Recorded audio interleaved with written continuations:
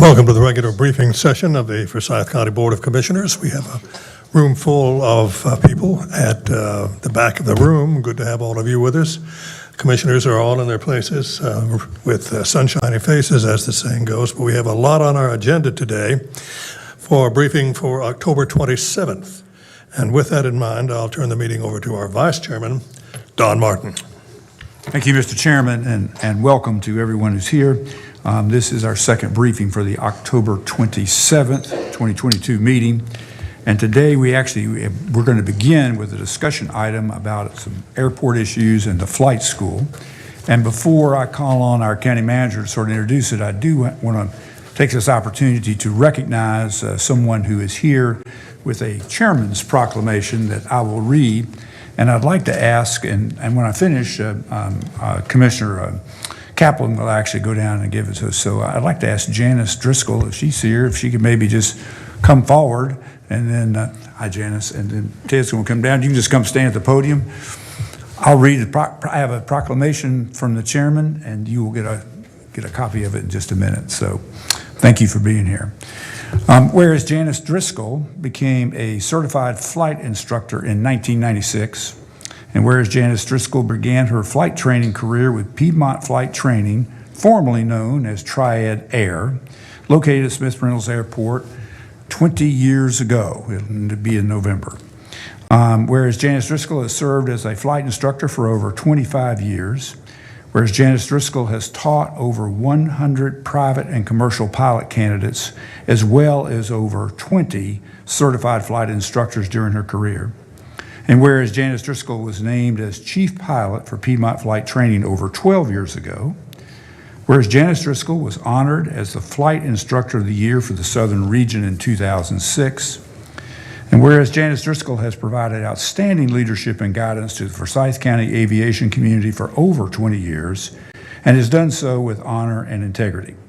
Now, therefore, be it resolved that the Forsyth County Board of Commissioners recognizes and appreciates the service of Janet Driscoll on this 20th day of October.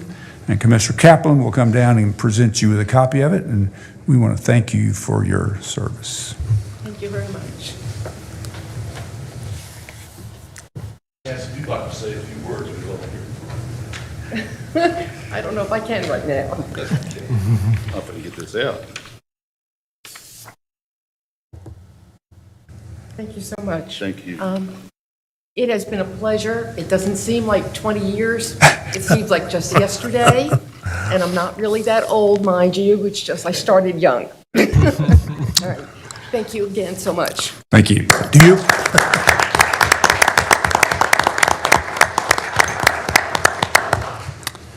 Now, our county manager is going to introduce the airport topic today. Okay. Thank you, Mr. Vice Chairman, and good afternoon, board members and staff and guests. Mark Davidson's on his way up. So, you know, the airport, Smith Reynolds Airport, kind of merged as a county department a number of years ago.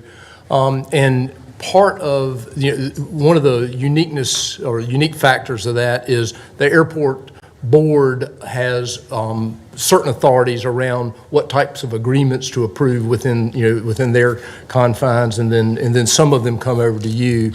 There is an exciting opportunity really to expand flight instruction at the airport, and so Mark's going to talk about that. All of these items are outside of the 10-year sort of authority of the airport board, and so they will be coming to you as we get them together.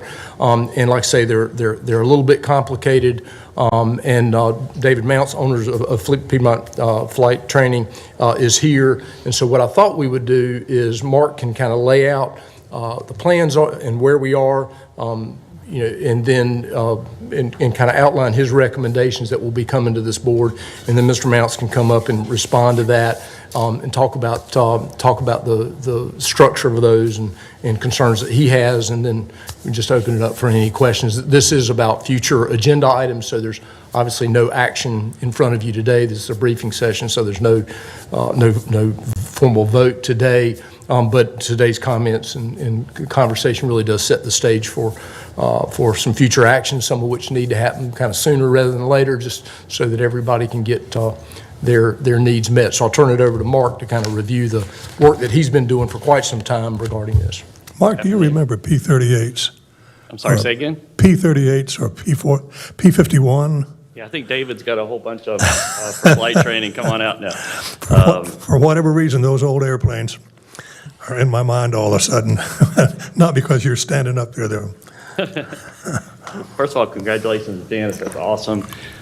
See you around the airport all the time. So last week, Chairman Plyer, you asked about capital, what's going on at the airport. And so I just wrote down some numbers really quick. In the past 6 years, we've had over $30 million invested, and that includes the runway renovations we recently did. And I threw in Foresight Tech's new aviation lab. We got about $11 million under construction now. And in the next 3 to 4 years, we're going to have another $70 million with the terminal and all the other things of Taxiway Alpha, Lima, and even the project I'm going to talk about today. Included that number in there because I'm pretty sure we're close to a deal. And Dave and I were just talking about it. So I want to give you some background on Piedmont Flight Training and where we're at. They have a long history.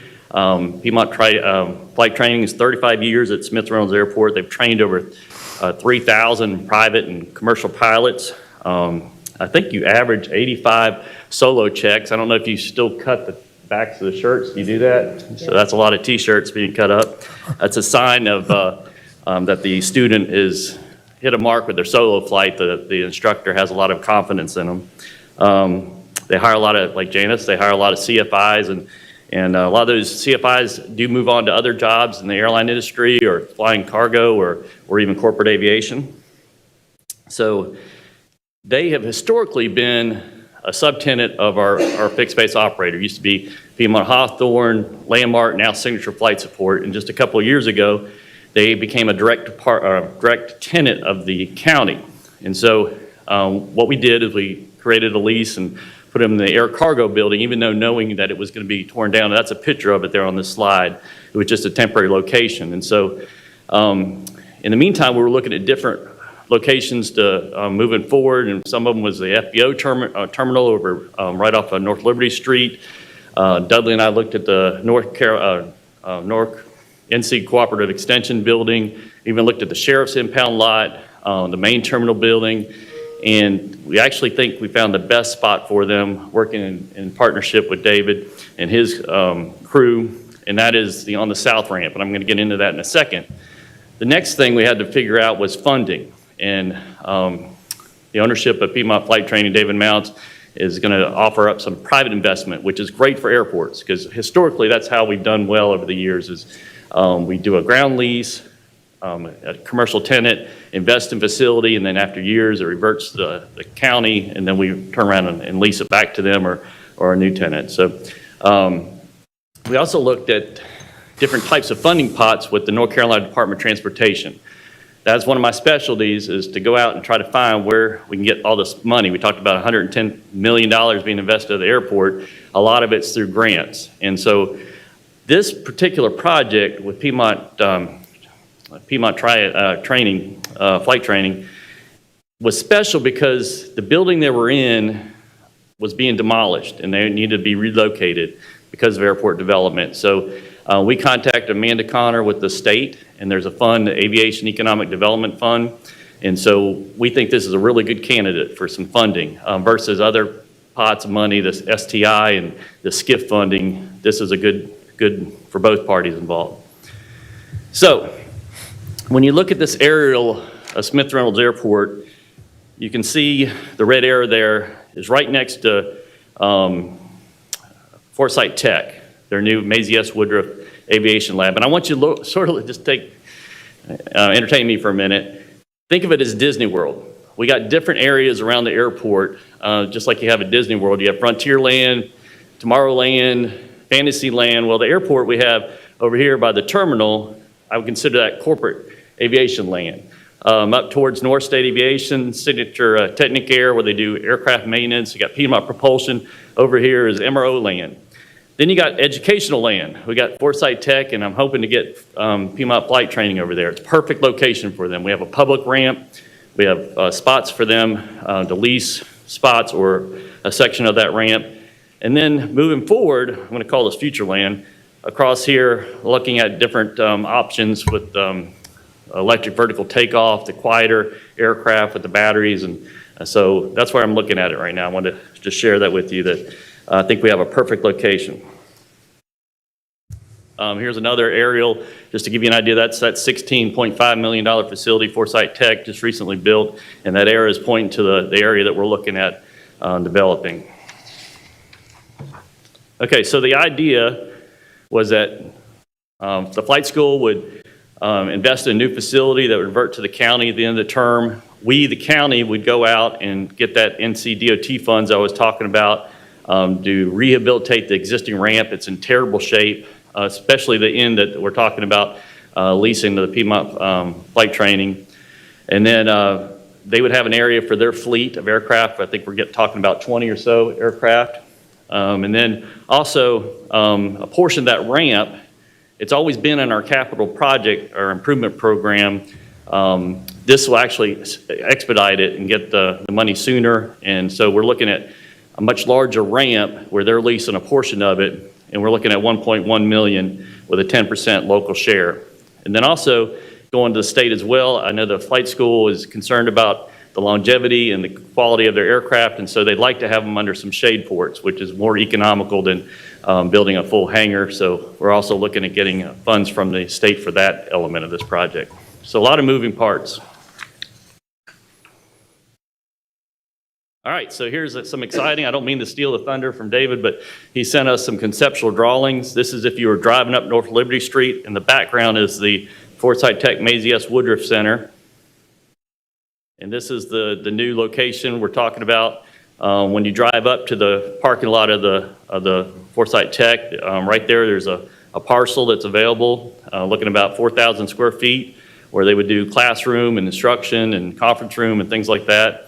And I think David can speak to it more, but they tried to mirror it a little bit like Foresight Tech's facility. And then these are what the shade ports I was talking about. A set of 8 and then another set of 12. There's another view of it. Here's some layouts inside. I know it's kind of hard to see. So moving forward, we came to we were at a point where the flight school and myself and county management were sort of unfortunately couldn't come to exact terms. We're getting closer, and I'll get into that in a minute, but we were we're talking about a 4,000 square foot building, leasing about 39,650 square feet of ramp.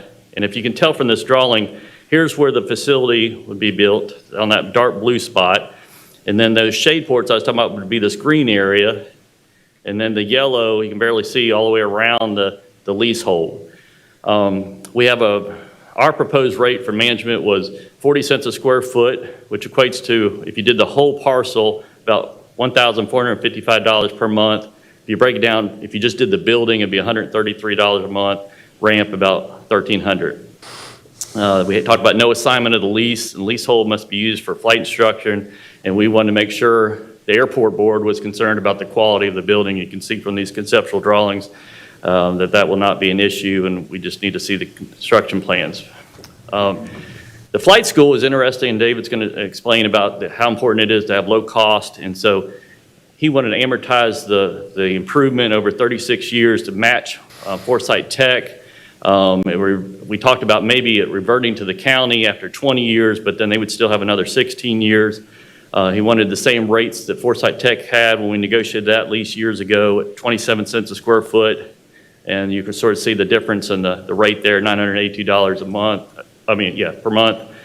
A CPI of 2%, no higher than 3.5. And then at 20 years, when the improvements reverted to the county, there would be an appraisal, and then they'd start paying for the improvements, and everything would revert, like I said, to the county, where we'd be responsible for roof and structure. Non-exclusive use to the low-end parking lot. There's a parking lot that's right off at Fairchild they would utilize for their instructors and students, and then permission to sublease shade ports, parking spots on the ramp, and then also a right of first refusal. So the primary difference between what we were talking about was pretty much two things really. Length of term, 15 years versus 36, big difference. Typically at airports, if you invest a lot, like Foresight Tech, 16 million, you get a longer lease. Less amounts that you invest, you get a shorter lease. In this case, typically that kind of investment, we're talking about around $1 million, would be about 15 years or 20 years, around that area. You can see there from those graphics there. The other issue we were talking about was the lease rate. The building, $43 difference between the two. I don't think it's we talked about it earlier, the lease rate on that small parcel for the building, I don't think is a big deal. But it is important to talk about the ramp. And we charge 40 cents per square foot for ramp space, and then the right of first refusal. Let me get into the justification for for my position. Like I said, investment typically equates to term. And I also wanted to say that the length of term, especially for the ramp, is a concern, because if we lease, the county leases the Piedmont Flight Training, the ramp, for 36 years. And it's going to have a life. And at 15, 20 years, it starts to break away. If it's exclusively leased to a tenant, I'm unable to get money from the FAA or from the state to rehabilitate. So it's better to come up with something more creative and not such a long lease. In regards to the lease rate, I sort of touched upon that. At the airport, we have an approved ground rent and we have an unapproved. So if you have a ramp or graded or site ready, we did an appraisal and market rent analysis, and the Smith Reynolds Airport Board voted in favor of that 40 cents a square foot rate for improved land. Typically, there's no difference for commercial tenants for profit. The goal is to be fair and reasonable. You're going to hear that in this short presentation.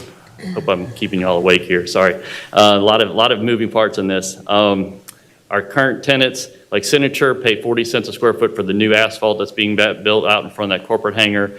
North State Aviation for that new taxi lane Lima ramps, 40 cents. So it's important to be fair and reasonable, and it doesn't really matter where the funds come from. You can't just look at the local share. For instance, that taxi lane Lima ramp is going to be 100% funded from the state. I just can't give it to North State Aviation. It's got to be fair and reasonable. And there's some airport compliance program with the FAA states that it needs to be fair and reasonable. They want airports to be financially self-sufficient as possible. So when we take that money to build infrastructure to the airport, it's important that we meet our grant assurances. And that's all I care about, is making sure everyone's fair and reasonable at the airport. Doesn't mean we can't come to a deal on this one. So, moving forward, make sure I didn't miss anything. We think we're very close to a deal. Some of those old terms we were talking, and there's several board steps that have to happen. The first one is I'm going to come to you with a permission to go get that grant money. From the Economic Aviation Development Fund. Another thing, from my understanding from Dudley and Gordon, is that we need to do a separate ground lease for the building and allow, so they can David can expedite the development of construction documents, obtain permits, and start construction. And then that other element is the ramp, where we don't necessarily want to do a long-term lease. And we were actually talking about maybe not doing that whole parcel, that whole 39,000 square feet, but doing certain, per spots or underneath where the shade ports are. And then also the shade port is another agenda item, because I don't know if that funding is uncertain and total costs are unknown. We got a cost estimate from Piedmont Flight Training for around $596,000. But when you go out and bid this stuff, you don't really know until you get it out on the market. So we don't know if that cost is going to be what it is, but we want to give them the option. If it's way too much for them, maybe not to back off of that one. So anyway, that's where we're at, and I wanted to introduce David Mounts to talk about all the great things going on at the flight school, and then his perspective at what he's trying to achieve with this deal. If you want to leave the presentation, David, because he does have the video. I'm just going to speak. That's okay. And I think, first of all, Commissioners, thank you very much for giving us time today. We're very grateful for that and for recognizing Janice. I think before we go into the matter at hand, I do want to just ground us in what we do. At the end of the day, that's the most important thing. Why does this school even exist? What's its mission? What's it trying to do? And I don't think there's anybody better than Janice to share a few comments. So she'll start us off, and then I'll finish us. I guess you all know I've been at the flight school coming up on 20 years, and it's been like yesterday. But what we do at the flight school, and I'll paraphrase from one of my instructors who's leaving. He wrote a wonderful thank you letter for his time at Piedmont Flight Training. He's going on to fly the Embraer 175. His last day is tomorrow. But he wrote at the end, he said, "Who could have ever thought my dreams would have taken me this far?" And that's what I look at when I see our students come in from all walks of life, and they're solo. And actually, we cut off their shirts because we hang it on there with the date that they solo. And when they get their license, which is a big day, it's almost like getting married for some of them, we give them their shirt back, signed by the examiner. And it's a big process that they have to go through. But over the years, I have no biological children, but I have hundreds of kids, including my instructors. And I love it. I love to see the faces when they succeed, and if they happen to stumble along the way, because it's not easy. If it was easy, everybody would be doing it. And I've sat there and helped them finish their goal. And it's just an amazing thing. And I'm going to leave some paperwork with your court and my business card. If you have any questions, please reach out to me. If I'm flying, just leave a message or email me. But we really hope that you support this, and if I in any way can answer any questions that you have, if you can just see the smiling faces and when they succeed in their goal, and when they get to the airlines. I've got 2 students that are my favorites, and I won't take up too much time because I could talk to you forever. But I've got a young lady who is now a captain on American Airlines who didn't think she would ever make it through. And I've got another young lady who is in the Coast Guard. She's a captain. And it's amazing that these people, and not only just women, but I'm partial to women in aviation, but to see the young people succeed. We have so many that are flying for the airlines now that are captains. And if we can make more people's dreams come true to reach the goals, that's what I'm here for still. And hopefully I'll be around for a long time. Thank you very much. Thank you, Janice. And if it's all right, I'll give these to your clerk. Thank you, Janice. No doubt about the passion of our chief pilot there in terms of instructing young people. I just want to say, first of all, thank you for laying out the story. So Mark and I have recently been, along with other North Carolinians, on delegations to try to recruit some significant companies into the area all around aviation. And one of the key things they always ask about is, will you have enough talent for me? And specifically, I was recently in DC. The single issue in the Department of Defense, the single issue in the industry for the new emerging areas like AeroX, which you've all supported, is talent and specifically pilots. There is just not enough. We all hear about it on the commercial side, but it's definitely an issue. Education even if it's a private entity, is different from industry. And one of the things that I wanted to do was to share with you a couple of support letters for the PFT request. One is from Elizabeth City State University, who we have formed a strategic partnership which will enable Smith Reynolds to do the training for 10 counties, including Forsyth, Guilford, Mecklenburg, and all the other surrounding counties, in conjunction with Elizabeth City State University, which is the only University of North Carolina school with a full 4-year aviation sciences program. And it is also one of the North Carolina Promises schools, which enables people to go to school for $500 a semester. I also have a support from Forsyth Tech. They are asking as well that you honor the PFT request. We're trying to create an education area that is unmatched and will be attractive to getting the types of companies that recently both Mark Davidson and Mark Owens and I went to visit, and to try to recruit to this area and are interested in it. My push now is around AeroX and aviation for the community to be a driver of economic development for us. I'm going to hand you copies of these support letters from both these institutions.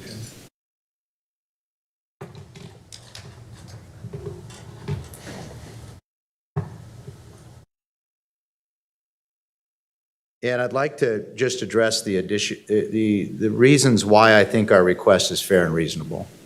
Fair and reasonable is a very specific term. It gives the flexibility for lots of data to come in and be compared and for a decision and judgment ultimately to be made. It's not necessarily a formulaic approach, but it's one that allows us the flexibility to look at what we're trying to do. I think we provide a very critical workforce development need that, if you look at the industry, does not cost the county or the public anything. It's self-sustaining. In fact, it's a taxpayer. We pay property tax on every single one of our airplanes. None of the other tenants at the airport pay property taxes for their facilities, but we do pay it on our equipment. What we're asking the county to do is to make a relatively small investment that codifies our partnership with Foresight Tech and with ECSU, and soon you're going to see other affiliations with other universities that will make us the most active trainer in these aviation jobs of any state in the union. And we're working hard to put those together. The mean salary in these areas is $100,000 a year. That's not just flying. That is all areas of aviation. The industry as a whole pays that. That's more than double our county's mean salary. I believe that if we make these investments now and we give ourselves the room to expand, that over the next 10 years, we can train more than 1,000 people right in and around our airport and our community and forever change the income levels of our county. We do these services essentially at break even.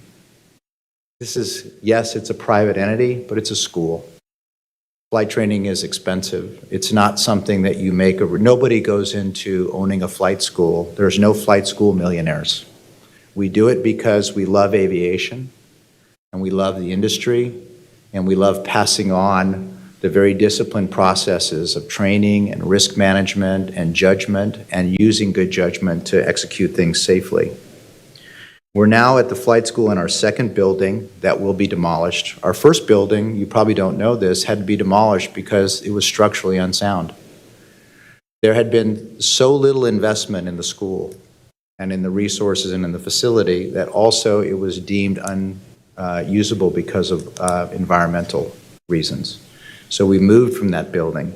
Each time we move, it's expensive. And it's because we have to move our equipment and we have to move our simulators. The simulators are very sensitive pieces of equipment. They're full motion and they're large and they can only be done in a very specialized movement way. It's not like just calling up two guys in a truck to move them. You have to have very specialized skills to get them moved. That cost us a lot of money to do those moves, but we did it because we're supportive of the airport being improved. We're supportive of all the investments that are going on. And in fact, I could not be more proud of Mark Davidson and the work that I see going on there. I am a former board member of the Smith Reynolds board and advocated along with Ted and others that we really try to move this asset forward. It's our last latent asset in the community for economic development. We've had great advantages in other parts of the town. Downtown is amazing now. I sit and look out at Callidium, which is right next to my apartment, and I watch it being constructed every day. That is an endeavor that we all partnered together on, and I'm excited, and I'll be celebrating that with others at their celebration this Friday.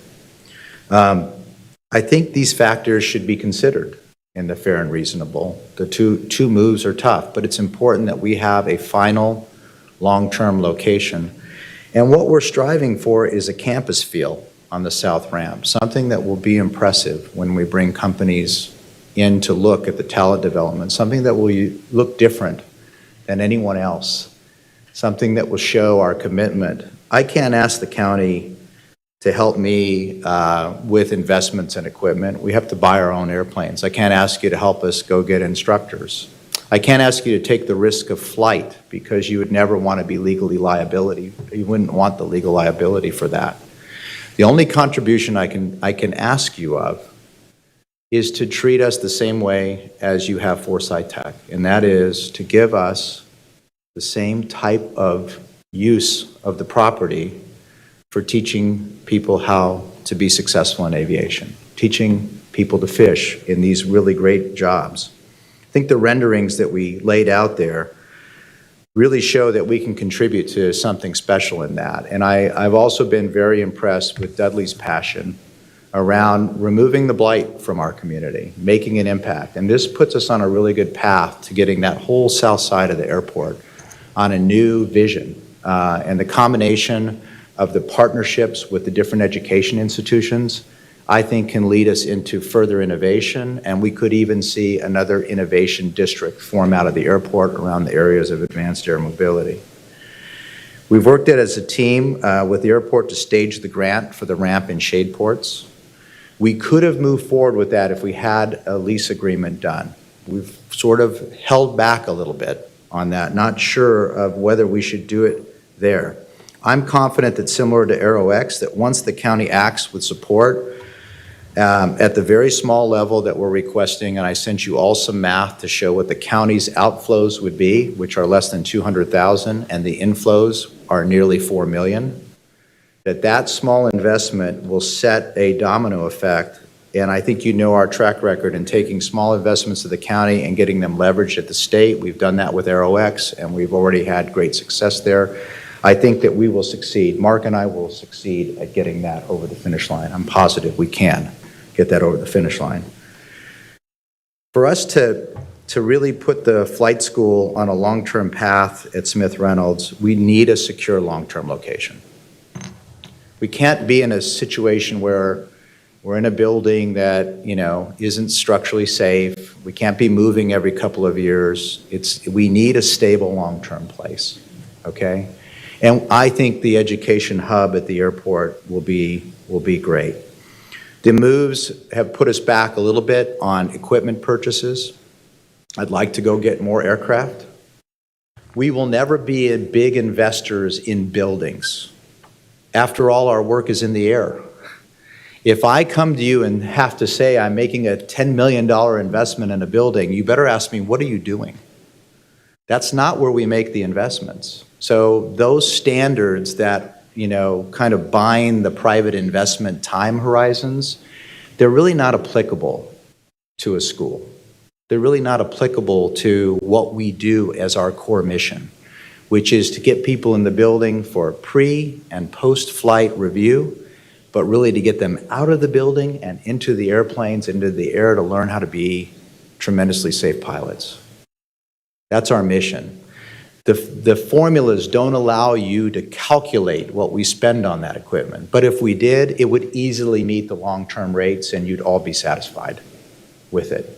And we have to constantly keep that equipment up. We're constantly putting new engines into those aircraft to keep them going. And so my hope is that the commissioners, I think that the structure of supporting a school in a long-term endeavor like this, and kind of the way that the structure is set up, doesn't really contemplate an entity like ours or a mission that we have in conjunction with the public education institutions. And my hope is that the commissioners will direct and empower and support giving PFT as close a terms as possible to Foresight Tech, so that we can create a campus down there. And I can tell you that I know that Janet and Carrie Dixon, who's also the ECSU chancellor, who is from this area, went to Carver High School, we can make an impact here. But we just need a small, less than $200,000 investment from the county. We need your support for a long-term ground lease, and we need you to look at us a little bit differently. And I think that's all fair and reasonable. Thank you. Happy to take any questions. Mr. Mounts, as you were making that visionary statement, several questions came in my mind. A lot of people have a lot of pride, especially in this community. Smith Reynolds is the airport that we've known for years. So would it be out of line to think that what you're describing that could happen beginning 2 to 4 years from now, that this facility could be known as the place to train for pilot careers? I mean, you can say all you want to about Charlotte, Mecklenburg, or Wake County, or any of the other large counties in North Carolina, but this is becoming a source of pride the way you're describing it, and I think it's a good thing. But long story short, are there any time limits on when the county could make the request that you're making become a reality? You don't want us to think about it for 10 years or 5 years or 2 years. What's the timeline on that? Well, Commissioner Plyler, they are scheduling our current location for demolition in conjunction with the terminal renovation. And so we are under time pressure because of that, more than anything else. What we have done is engaged the same architect that's working on the terminal to work on the flight school so that we can coordinate all that. We don't want to hold up the terminal renovation. We're for that. We're supportive of that. We just want to move one time. And we want to have a good long-term location. And the vision you describe, Commissioner Plyler, Chairman Plyler, I bought Piedmont Flight School because of all the people I read about when I came here, the tremendous history of the community and all the entrepreneurs. The one that captured my imagination the most was Tom Davis. He launched that airline with a vision that really changed our community. You know, a lot of people don't know that he launched that airline before he even had his route authority and bought airplanes and made big commitments to do that. That made the Piedmont synonymous with aviation excitement and growth. With all of these new areas coming with AeroX and advanced air mobility, we're in the biggest renaissance since jet propulsion. I think Piedmont Flight can become synonymous again with amazing growth and opportunity. The hub of aviation in North Carolina is here. It's not in Raleigh, it's not in Charlotte, it's not in the east part of the state. It is here. This is the hub. This is where all the big companies are. This is where the talent is, where the competent aviators and the people in the industry manufacturing are. We have a birthright to win, but we've got to make some investments in talent development, or we will not. And there's a couple of tipping points now with some large companies that Mark and I and others are working hard to get here, that if we can show a compelling case, I think we can get them here. You know, timing is a big thing in any business, but right across the street, practically at Piedmont Triad International, Boom Airlines is beginning construction to build big super aircraft. And it seems as though what you're saying is we're doing it one way and training the people to fly these aircraft, and they're manufacturing the airport. So it sounds like this could become a hub if we act at the right time and do the right things. Am I right? Yes, sir. Supersonic is a very exciting area of aviation, but here's the interesting part. The part that we're pursuing, you heard Mark talk about electric and that whole east side of the field. The market for supersonic, compared to the market that we're pursuing for advanced air mobility, the market in advanced air mobility will be $1.5 trillion by 2040, okay? The entire aviation industry today is less than $1 trillion, all of it. The part we're pursuing is where the most growth is going to be. And if I had to make a bet, I love all of it.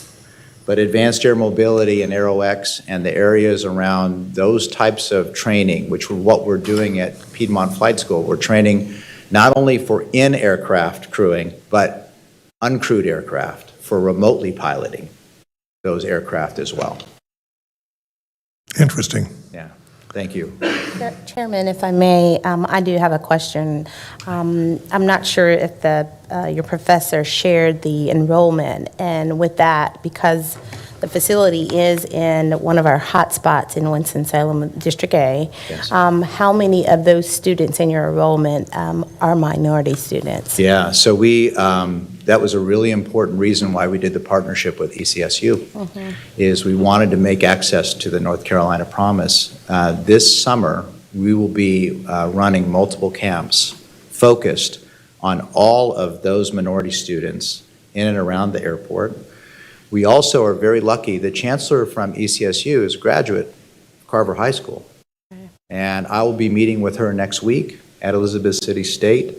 And we are talking about a vision for the next 10 years around things that we can do to grow and stimulate interest in young people in aviation as a career. So I think that today the enrollments, they match kind of what we have in the community, but I believe over time we can make a disproportionate impact on those communities around the airport. We can create a culture of excitement about aviation. And much like, if you look at aviation, it's a little bit like the military. Like, people that are in aviation, their parents were in aviation. And it's sort of the same way. So if we can get one generation into aviation, there's a pride that forms, and then the next generation follows. And at $100,000 a year, it's interesting, when I have done some of the camps in the past out there, you tell kids what they make in aviation, and you see their eyes open up. Yeah. They get excited about it. And so I want to get that message out. And this is where I'm dedicating some of you know I recently retired. I literally just finished my transition after 12 years as CEO. This is my last push, Sure. is to try to make an impact here. Sure. So what would you say that your classroom enrollment is? And again, of those students, if you have 10, are they 3 or are there 1? It's probably, on a minority side, probably closer to 4 or 5. 4 or 5 of an enrollment of how many? Well, at any given time, we can have anywhere around 100 students in the school, and it fluctuates a bit, depending on the time of year. We get peaks and valleys, but generally, there at any given time, there's close to 100 students in the school. Yeah. So with the strategic plan that you have for the minority students, I would like to kind of keep close to see how we can help increase that enrollment. Yeah. I would love to see a high school program in conjunction with, some of the high schools there, meeting with principals now to talk about those things. You're going to hear some new announcements with some additional universities. And, we're building out. We need the capacity. We'd like to, as you know from the notes that I sent, did everybody get the note that I sent around with the economics and the goal on capacity? There was a one-pager that I passed out and left in a yellow manila envelope for everybody. Did you? If you didn't get it, I have a one-page brief I can give you now. Okay. You can give it to Ashley and give I can that. take a look at it. Thank you. Chairman, that's all the questions that I have. Thank you for listening. I had one question, please, Mr. Chairman.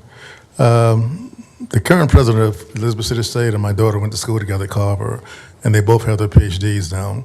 But I'm concerned about WSSU. I'm familiar with Elizabeth City State University, but what's your strategy in terms of involving WSSU in this program going forward? Yeah, well, we have formed a strategic partnership that's exclusive for 10 years. And we are now putting all of the steps. We have the first ECSU students that are training right here in Winston-Salem. We're sort of priming the pumps, making sure that we've got everything working correctly so that we can expand it. And then I will be on the ECSU campus next week, putting the plans together for further expansion and increasing that. That is an amazing program. And as you know, in the UNC system, Commissioner Elamine, they don't compete.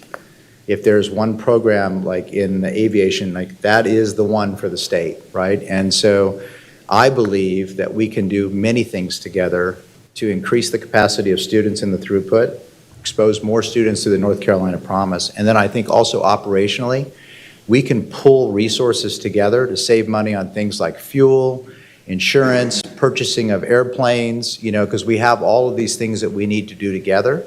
And by combining our pooled resources, we can reduce the cost of doing that, which would further allow both of the campuses to expand. Thank you. Yeah, I would assume that a Winston-Salem State student could actually take a course from Elizabeth City State University as an elective and count it. I mean, kind of as a, Yes. there's some paperwork shuffles and dollar kind of issues, but it would seem to me there's that opportunity to promote their students participating because that's only an elective could be offered. They get their interest. They may decide, well, that's what I want to do. Articulation agreements Yes. between the schools, Don, is what you're referring to, and those are all possible now. When I originally started this vision, I've been working on this for about 6 years, starting out with some money I invested on my foundation to do the research on where aviation was going to grow. And I started with Winston-Salem State, and then I found out that we really needed to go with ECSU first, but once we did that, we could then do articulation agreements with others. And so we'll have articulation agreements with Forsyth Tech, and you'll see that in Janet Spriggs' letter, and with other schools like Winston-Salem State, hopefully in the future. But obviously, that's a decision for Elwood to make. Well, I guess the only other question I've got is, how close are you getting there? I mean, we got some differences here, and I know there's been some more conversation. Where's the movement and the differences on that? I mean, is there a compromise among the sort of the I understand kind of what your proposal is, and I understood Mark's proposal issue. Are we getting closer? Don, I think if the commissioners would empower Mark and direct that we work something closer to Forsyth Tech than the traditional industry model, I think Mark and I can bridge the gap. But I think we need two people in a room, sit down, and what I want to do is make sure that we put the school on a safe standing generationally. I will have to write it. The school doesn't have the money for a new facility. I will have to write that check personally to help that out. And I'm willing to do that so long as I know that the education is preserved. And that's why the more we can tie it to Forsyth Tech, the safer I know it is from someone. I don't want someone coming in and the later, the school not be able to stay where they are, or the rents be raised to a rate they can't afford. That's not, they may not have a benefactor at that point. Well, that's encouraging. Yeah, I mean, David and I, especially with this discussion agenda item came up, we've been pushing it really hard to come to in between, and we were talking about a 20-year lease with 2 5-year options possibly. But the main concern David has is that's for the building lease. We have to work with the ramp, and what I was saying earlier, you don't want to have exclusive use for the ramp because it's harder to get funding to rehabilitate it. So I'm going to work with Dudley and Gord to come up with a solution on that, because I think it'd be in our best interest to have something smart than something rushed. So. If the commissioners direct us to get something done this week and have it in front of them next week, we'll get it done. Well, this is not an action meeting to direct. Yeah. However, we certainly are interested in seeing if there can be a resolution, then I think that would be good. I think probably everyone here agrees that the flight school is an important ingredient to the airport's future success, and it's one of those boxes you check when people are looking at other kinds of development in the aviation area. So I think we want it to happen. It'd just be nice if we could kind of come together, because I know this has been going on for a little while, and I'm not sure there's been some movement, and I heard what you just said, Mark. It sounds like that's making some movement in that direction, and yeah, we'd love to see something whenever we can see it. Does the county understand, do all the commissioners understand the economics I put on the one pager around what actually comes out of the county's expenses versus the grant and then the property taxes paid by the school as well as the rental fees paid by the school? Are there any questions on that math? Might be nice to have them. I mean, I think I got it. I mean, Okay. I read it. But, Great. Thank you very much. I'm grateful.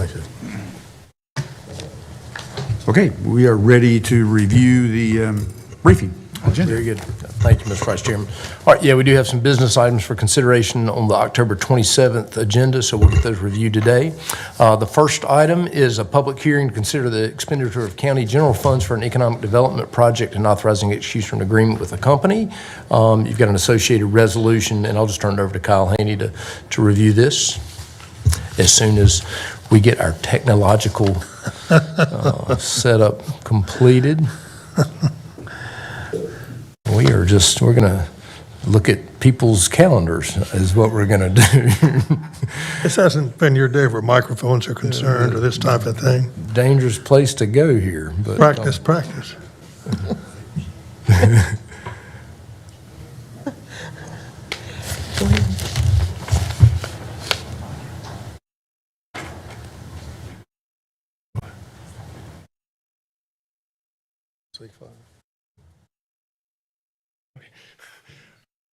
Good afternoon, Commissioners.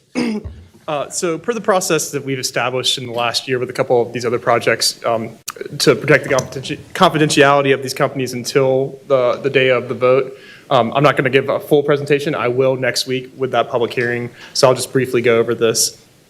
This is an economic development incentive proposal in front of you. It is to encourage the location of a North American headquarters and manufacturing plant here in Forsyth County.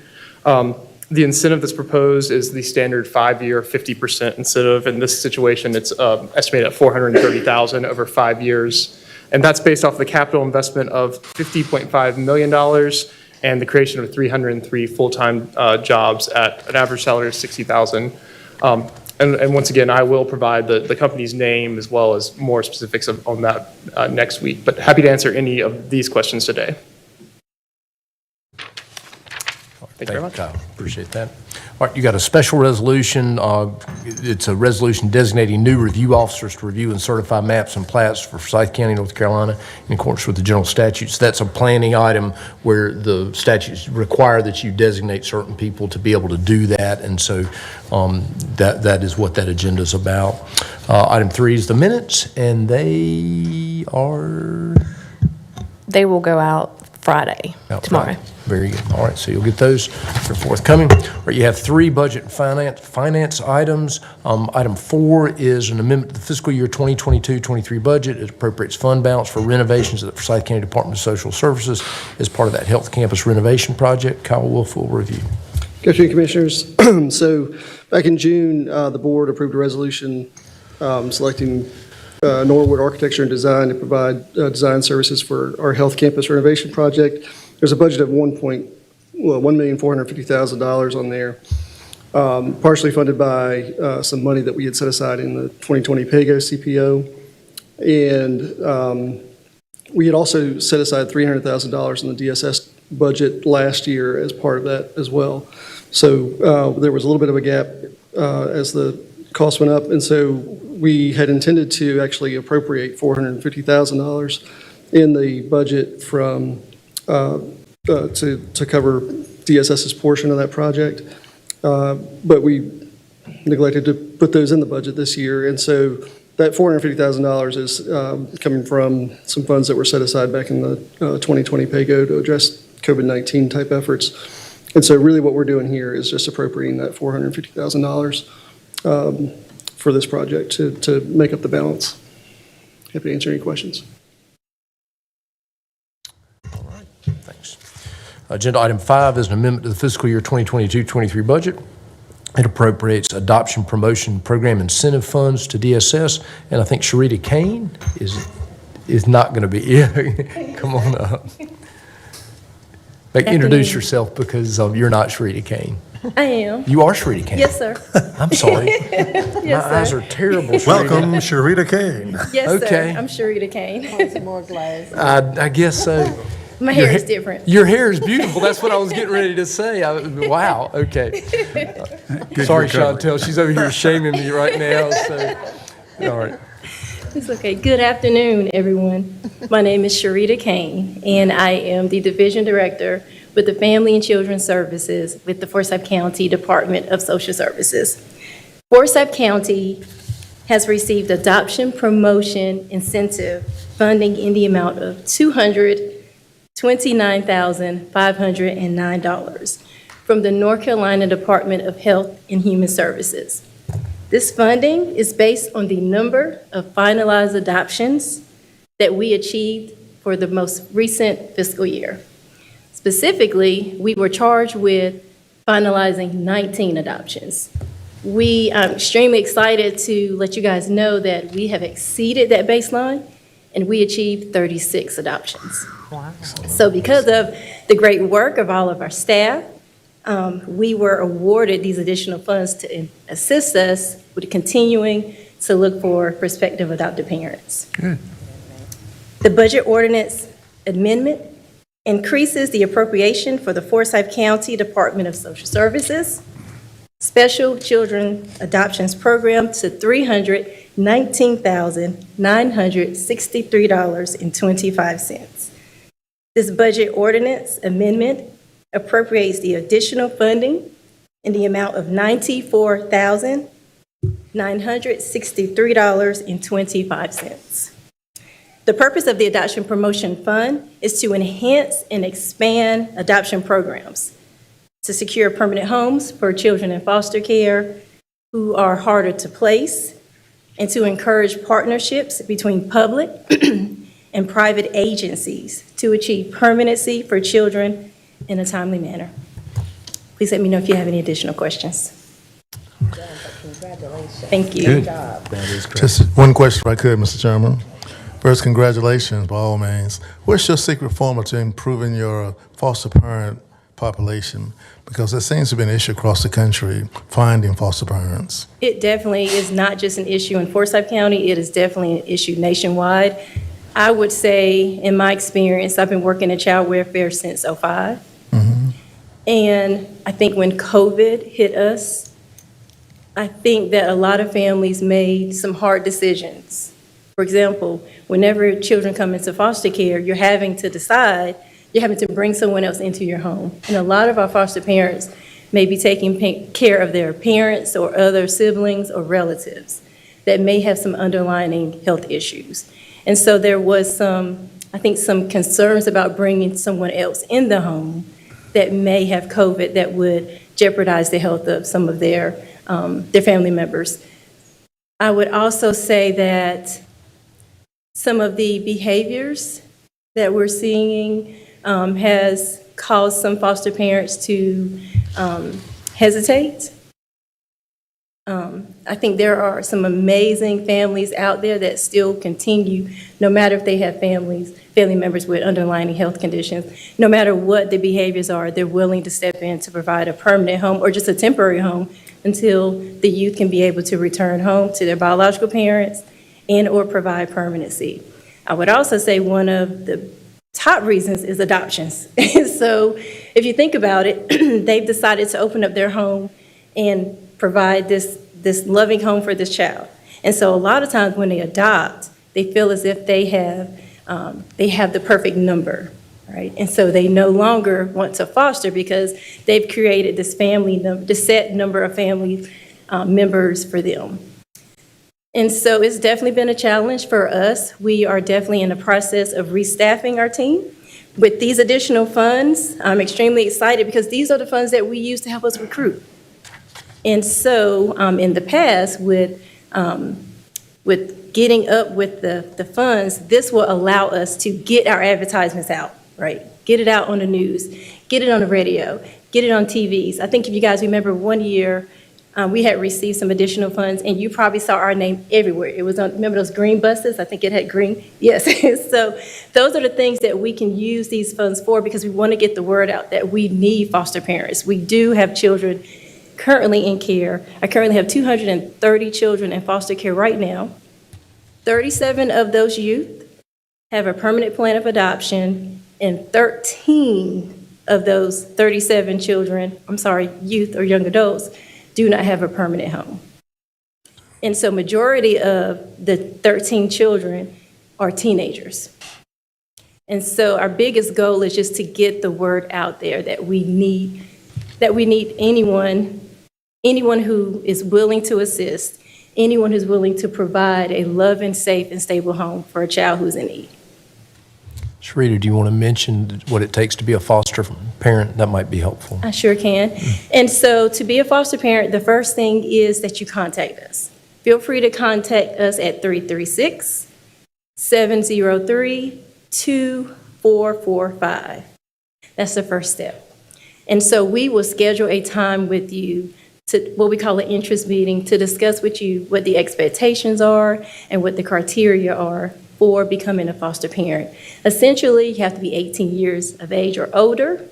You have to pass our criminal background checks, as well as making sure that you can provide any other SBI clearances that the state has.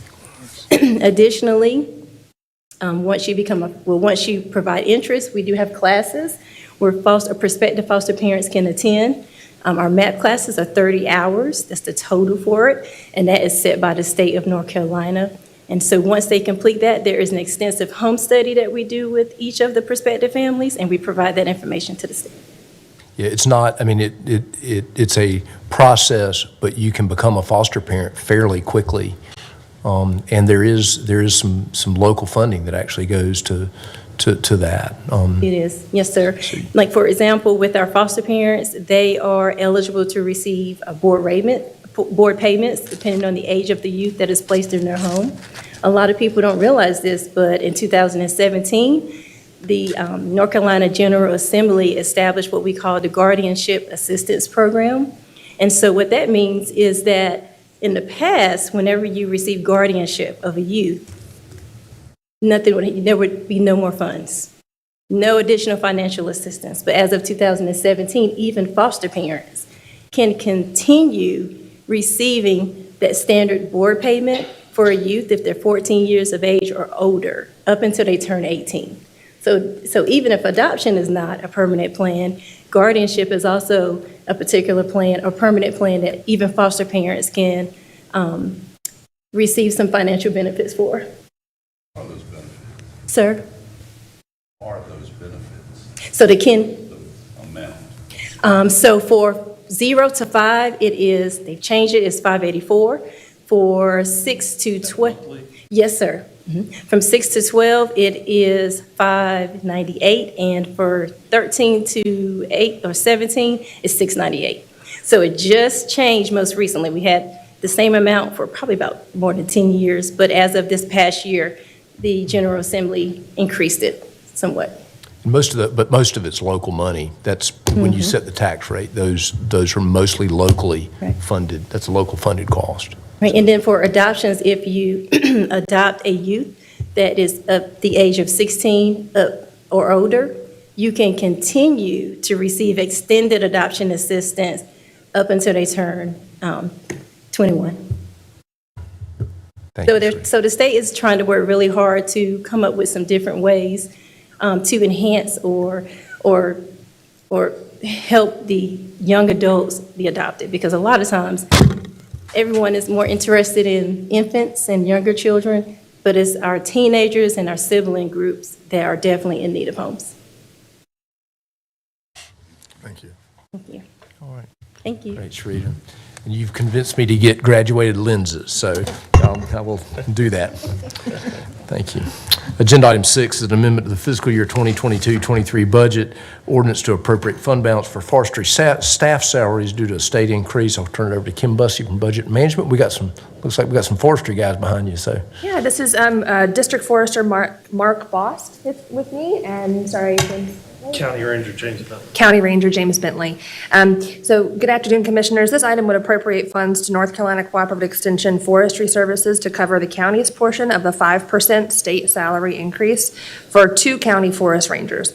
This increase was not included in the fiscal year 23 budget nor in the fiscal year 23 contract that the county has with the Department of Agriculture for forestry management services. The North Carolina Department of Agriculture Consumer Services, North Carolina Forestry Service is requesting that the county contribute our cost share portion of this increase, which is 40%, for a total salary and fringe amount of $2,338. This budget ordinance amendment would appropriate the funds from contingency. And I believe District Forester Mark Bost has some information for you and may want to say a couple of things, but we're happy to answer any questions you may have. Thank you. I appreciate the long-term support that the North Carolina Forest Service has had for Forsyth County. Appreciate Kim Gressley and the Extension Service for helping us coordinate our budget requests to the county each year.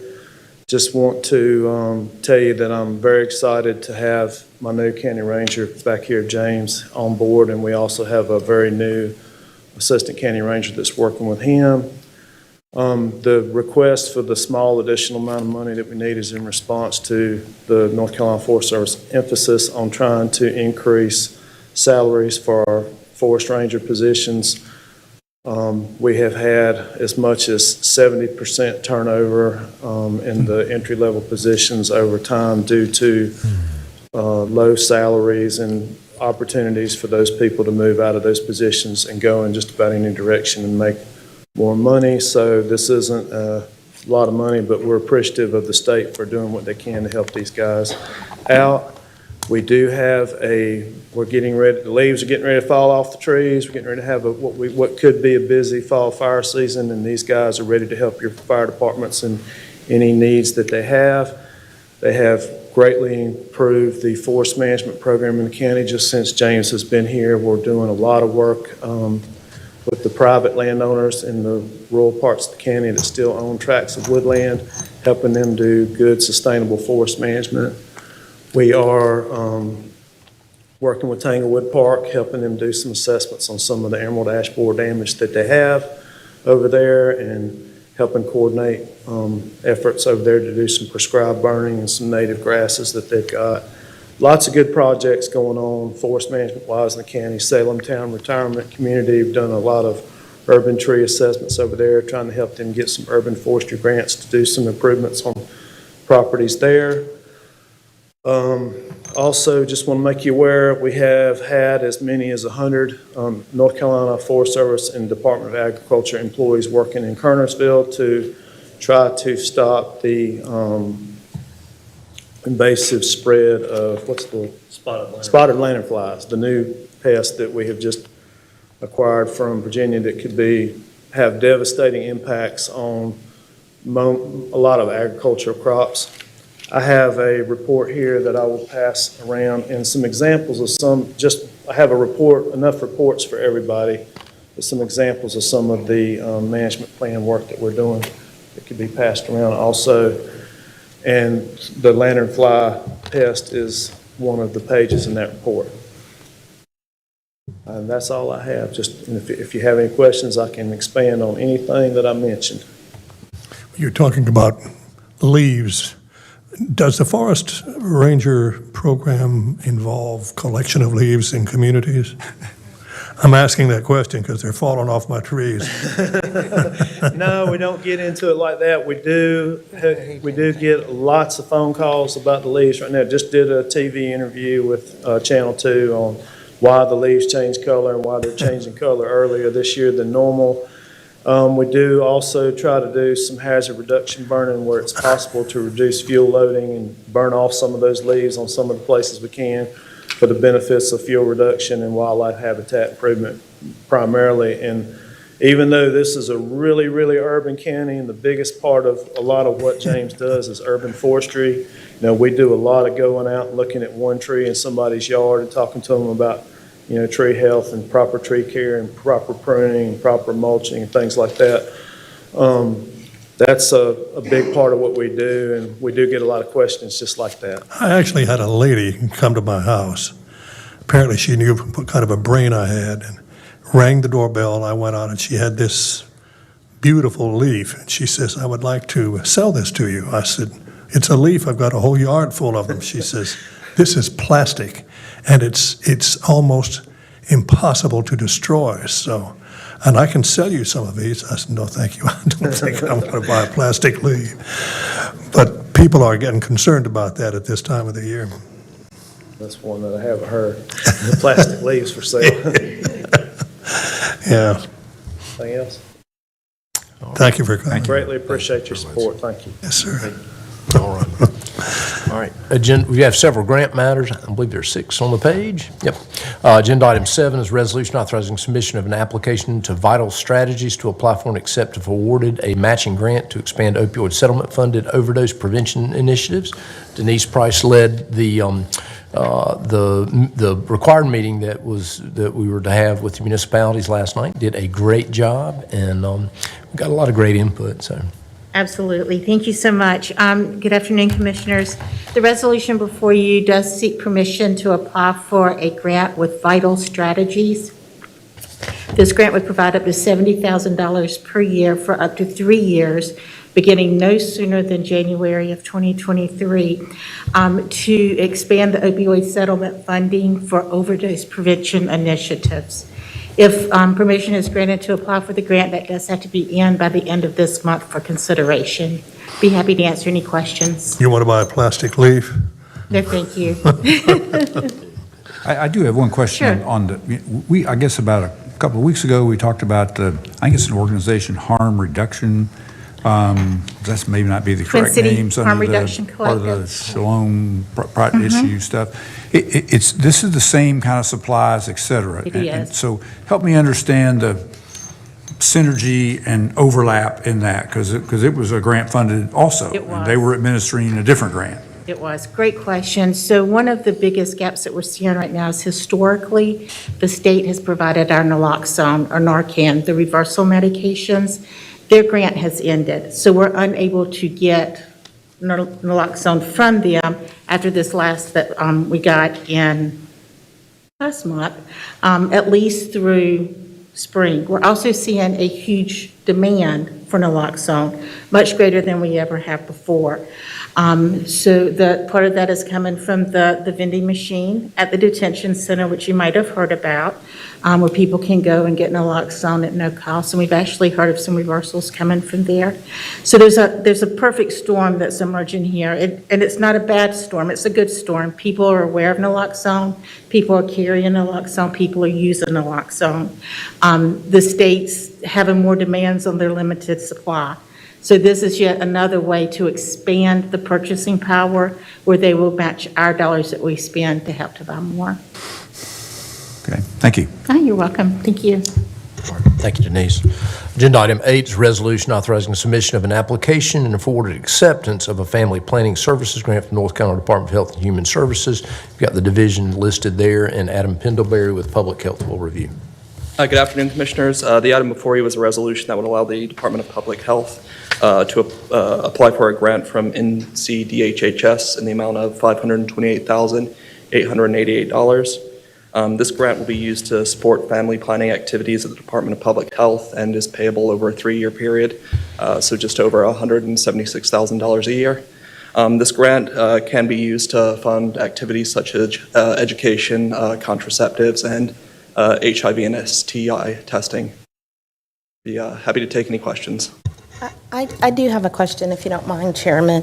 Well, you probably won't be able to tell me this, but I'd like to get an update on the fatherhood program, and could these dollars be used in that sector as well? So I will talk to the men's health coordinator and talk about that. These funds know specifically they can't be used for that program or position. Okay. All right. Thank you. All right, thank you.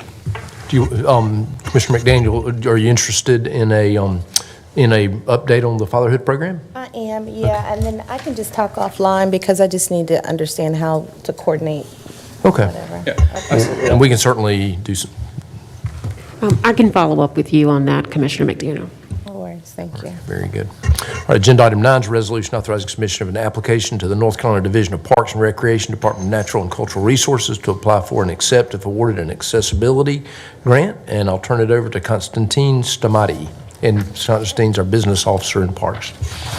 Good afternoon, Commissioners. The resolution authorizes submission of an application to North Carolina Division of Parks and Recreation to apply for and accept, if awarded, an accessibility for parks grant to fund a universal playground structure at Blues Lake Park.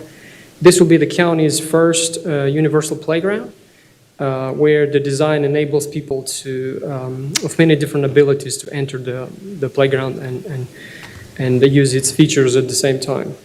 The requested grant amount is $500,000 and requires a $100,000 local match for a total project cost of $600,000. Funds are available in the county's Blues Lake Park capital project ordinance to satisfy the local match. And with this, I will have to try to answer any of the questions we have. So this, we had some playground, obviously a playground in that, so this will leverage those dollars and let us do more, and it will create a really innovative sort of playground. We are close to bringing you the Blues Lake project, so we've got guaranteed maximum price, trying to negotiate within budget and what have you, but all of it's starting to happen pretty quickly. Just one question. Any target date specifically for this program been identified? The period is three years. 3 years? 3 years. If awarded, the expected date, the signing date is early spring, and it's 36 months from that date. Yeah, but we think we can be under construction at Blues Lake first of the year. So we are we were excited about it. So Yeah, this kind of dovetails with the schedule. Potentially, that's going to happen pretty quick. Yep. Great. All right, thanks, Constantine.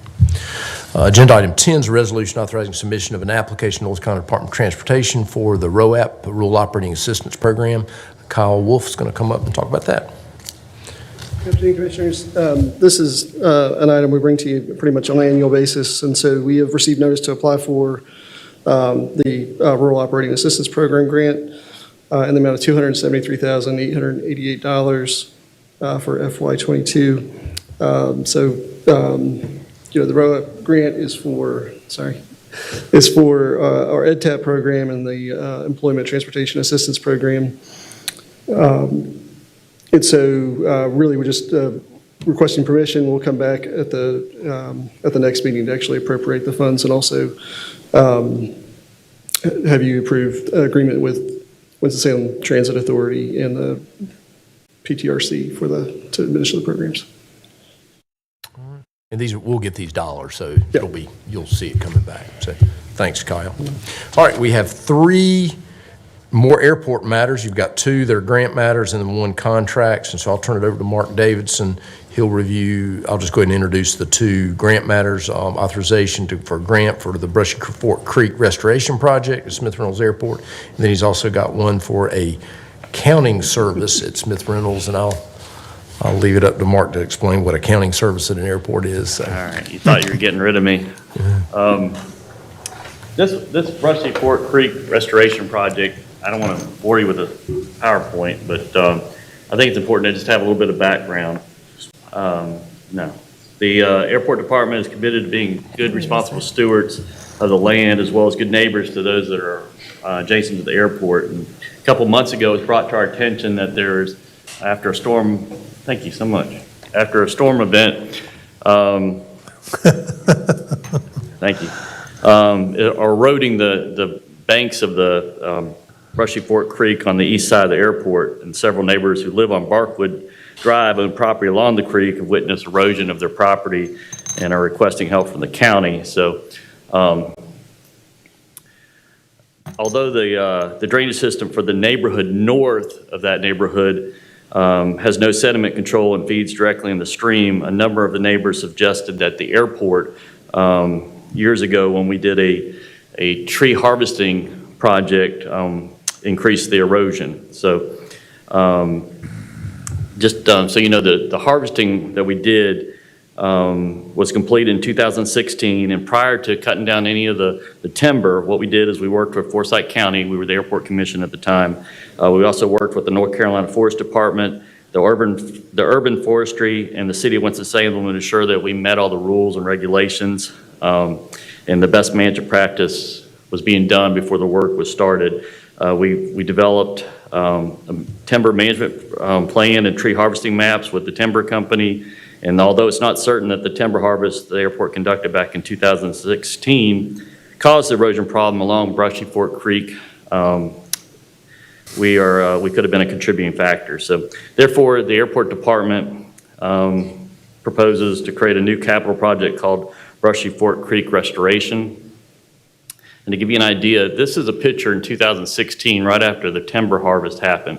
So you can see we kept, the timber company kept some barriers, followed best management practices around areas of the stream that run along adjacent to the property here. And right there where the arrow is where we're talking about the residents live. So that was 2016. Here's a picture from 2021. You can see a lot of the forestry grew back.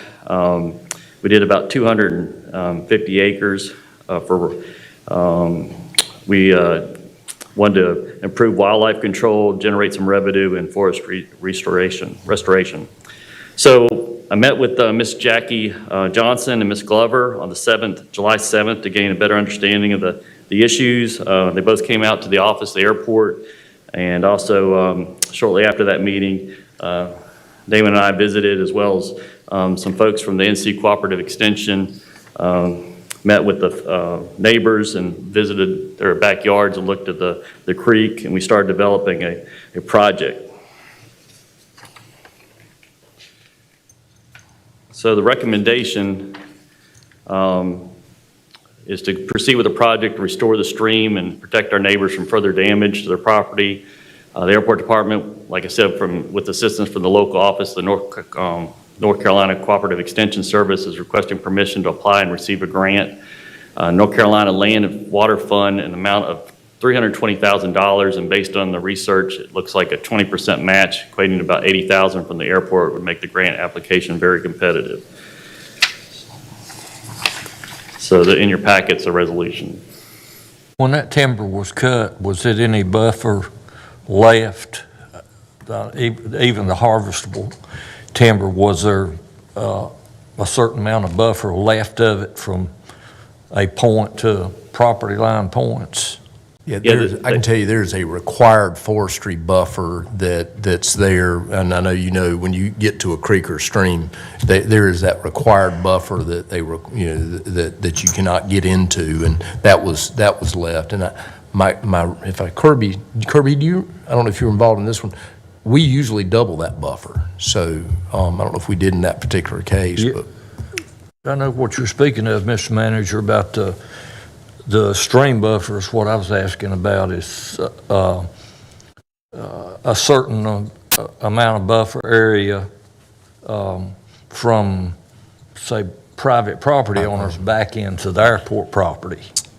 Or if it's not, I think it ought to be something, but if harvestable timber's already been cut, I didn't remember the year, but I knew when they cut that. But at any rate, if the harvestable timber that is on airport property, if there's some that has not been harvested, there ought to be a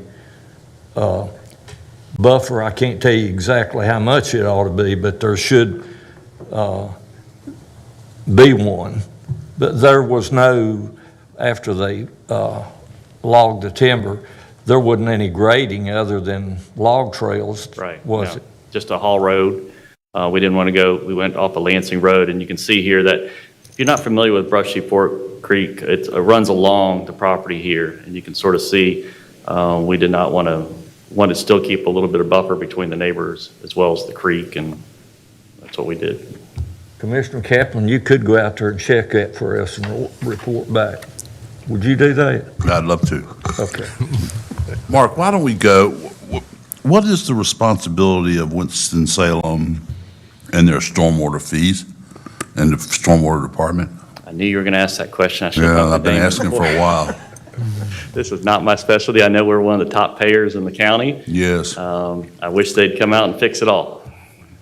And what have they said? Have you contacted them? I don't think it's eligible from my understanding. That's why we're going after this other grant, but I could be mistaken. Seems like engineering services are available. I wonder why it wouldn't be eligible.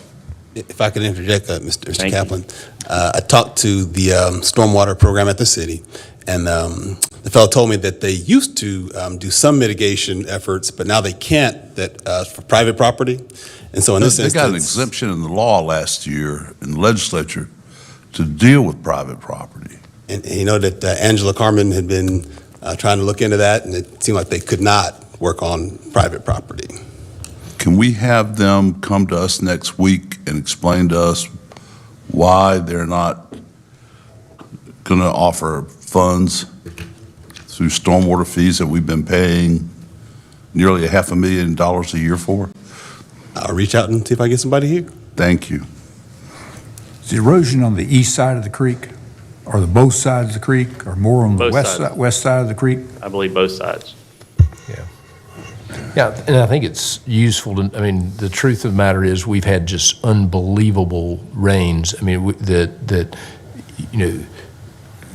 erosion is really, I mean, it's everywhere. And so the storms have been bad, right?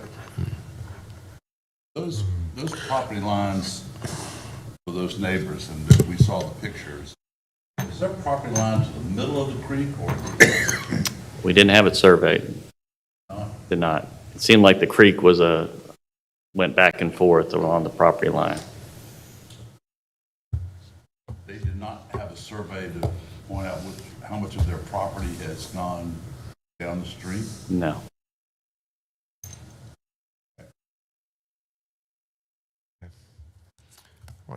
Mark, you want to do item 12 if there are more Yeah. questions? The North Carolina Department of Transportation Division of Aviation has decided to provide financial assistance to airports to install and maintain airport flight operating counting services. Since the FAA requires aircraft owners to install automatic dependent surveillance broadcast, which is called ADSB equipment within the aircraft, airports can now collect data that it's never had before, such as destinations, arrivals, landings, takeoffs, and other flight parameters. To receive funding, providers of the counting system must be the NCDOT pre-qualified vendors, and airport sponsors such as ourselves must execute funding agreements. The NCDOT is offering a maximum of 50% of the cost to install and maintain up to $3,000 per fiscal year for the next 5 years. We solicited bid from providers, and 1,200 Aero was the winning bidder. The current fiscal year cost of service is $2,400. However, the county execute a funding agreement with the NCDOT, the county would get reimbursed $1,200. Staff recommends execution of the funding agreement, which would be in effect would be in effect until July 1st, 2027. And throughout the term of the agreement, the county would work with the NCDOT to ensure compliance. This is I just got a couple slides here. It's really cool. This equipment inside the aircraft can tell you, which runway they've landed on, where they've taken off before. We've always relied upon our air traffic control tower for this kind of data, but it's never been broken down to this kind of, this detail. So it's really great. You can tell by the operation of the type of aircraft. For instance, A1, it's the design category for the aircraft, the approach speed, as well as the size, sort of breaks this stuff down by the type of operation. It'll give you local versus itinerant flights, aircraft types, IFR, instrument flight rules versus visual flight rules. And so it's a great equipment that we have at the airport. We can tell what airports are most used for destinations, where they're coming from. And so we have this data, and we just ran this report so you can sort of get an idea and circulate it anytime you want. Any questions on that?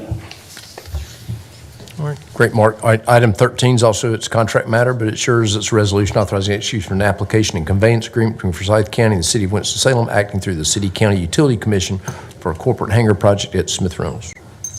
Okay, Forsyth County is funding and constructing two 20,000 square foot corporate hangars at Smith Reynolds Airport in order to connect the new sewer lines from both corporate hangars to the existing system on North Liberty Street.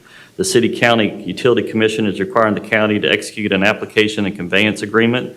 The costs are already included in the guaranteed maximum price with Shelco for the project, and the value of the new sanitary sewer line is $62,750. Staff recommends approval of the application and conveyance agreement to keep the project on time and on budget. All right. Any questions? Nope. Mr. Vice Chair, this is a little out of order, but I'm afraid Mark will get going. Can we talk just a minute about that flight school? We've directed Mark to go back and negotiate, but we really haven't told him what our problems are. And this is just my problem, maybe it isn't. But to compare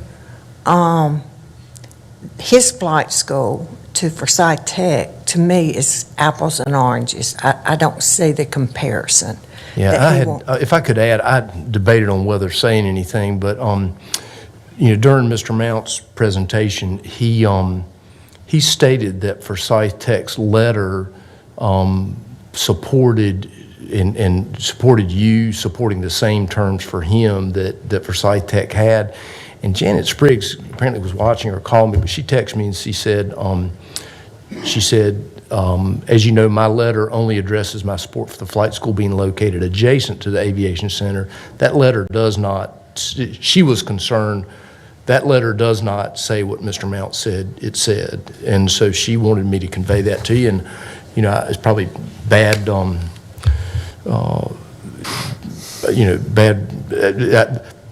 she wanted me to do that, and it felt like it needed to be public because that was not what her letter said.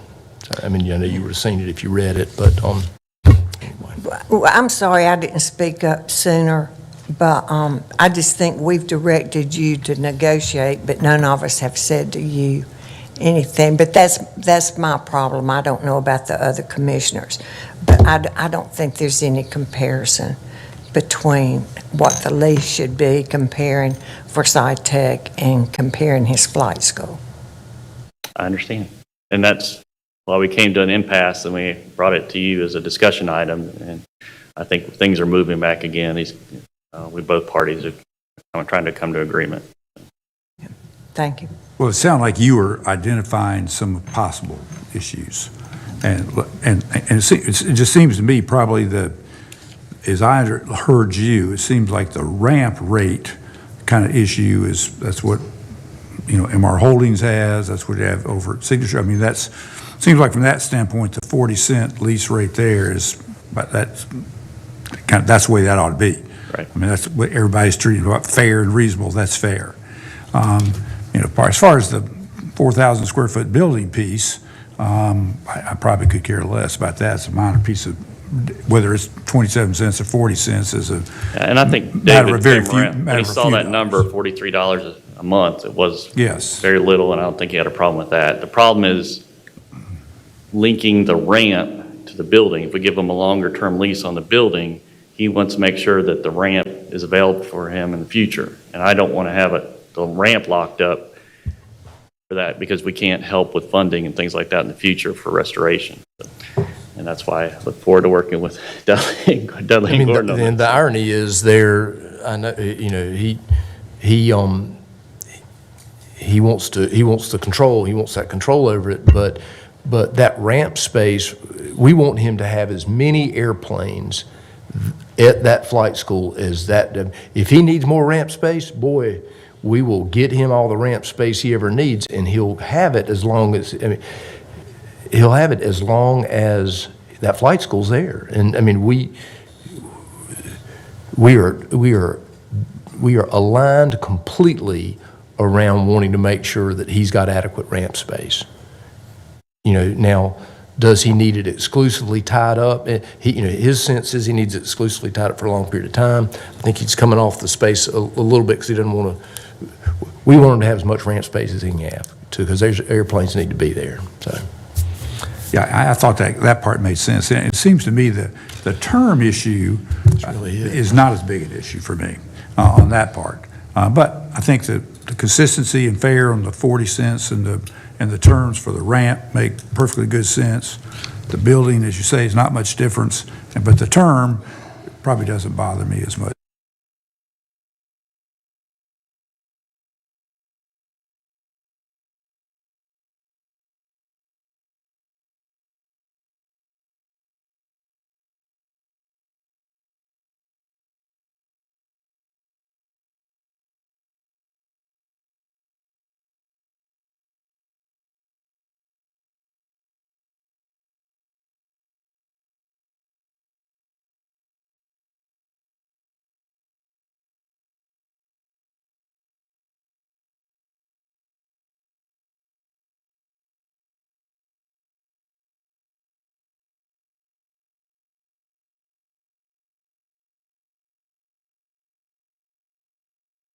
No. 10 and a 5, and we are moving towards the middle with him moving back off the 36-year request.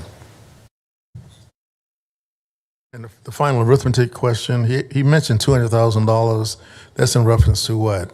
I didn't go back and get my single page off my desk, but are we asked to contribute $200,000 toward this concept of the flight school as commissioners? What he's going to invest? No, what we'll have to, been asked to invest. Oh, okay. He made reference to $200,000 from the commissioners. Okay, I think what he was referring to is if we do the ramp Yes. and get, as well as shade ports, our local match of 10% Would be if it comes out $200,000. to be $2 million, would be $200,000. I can't speak for him, but I think that's what he was referring to. But that is something you had planned at the airport. I mean, you're good with doing that part. It expedites it. The ramp is in poor shape. Yeah. We're not looking at just doing the side for him. We're also looking at the access to Forsyth Tech as well as public tie-down space. It's all one big, large ramp, about an acre or so. And then he would, do I also understand he would amortize the cost of the Shadeport parts over? Well, that's another at least part of the term of the lease? That's another thing we need to to work on, because we talked about just covering the cost, dividing it by a certain number of years of the life, but we also might need to add an escalator in there. I got it. Just one final 30 seconds, Mark. You know, I was glad to applaud the young lady who's been an instructor for 20 years plus. I don't want us to forget about recognizing also Jim Shaw's contribution to engaging youth in the whole flight, concept for career purposes. So hopefully one day we'll have a resolution honoring his effort as well. That'd be great. And his name is being carried on with the Jim Shaw Ace Academy as well.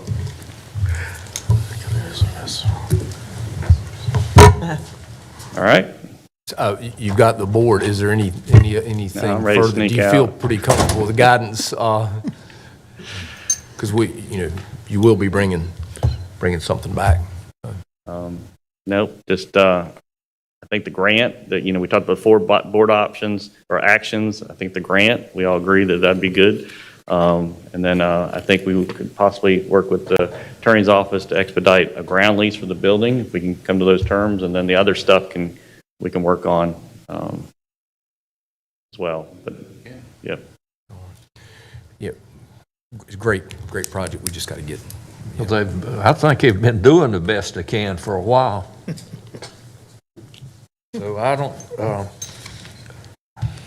guess we'll just have to wait and see what comes up the next time.